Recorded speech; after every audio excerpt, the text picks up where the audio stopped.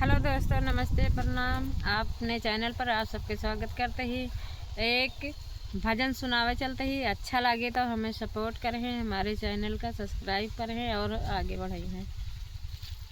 कदम के पेड़ के नीचे पति ने प्राण त्यागा है। कदम के पेड़ के नीचे पति ने प्राण त्यागा है।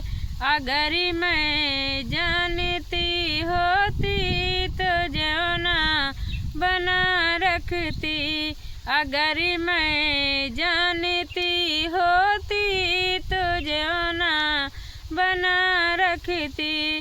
कर्म को क्या करूं बहना, राम ने बाण मारा है। कर्म को क्या करूं बहना, राम ने बाण मारा है। कदम के पेड़ के नीचे पति ने प्राण त्यागा है।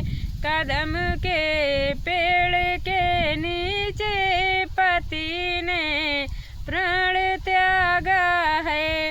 अगर मैं जानती होती तो गेड़ुआ भरा रखती।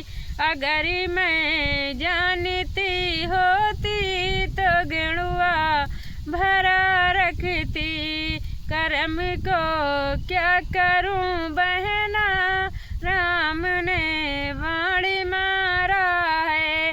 कर्म को क्या करूं बहना, राम ने बाण मारा है। कदम के पेड़ के नीचे पति ने प्राण त्यागा है। कदम के पेड़ के नीचे पति ने प्राण त्यागा है। अगर मैं जानती होती तो सजिया लगा रखती। अगर मैं जानती होती तो सजिया लगा रखती। कर्म को क्या करूं बहना,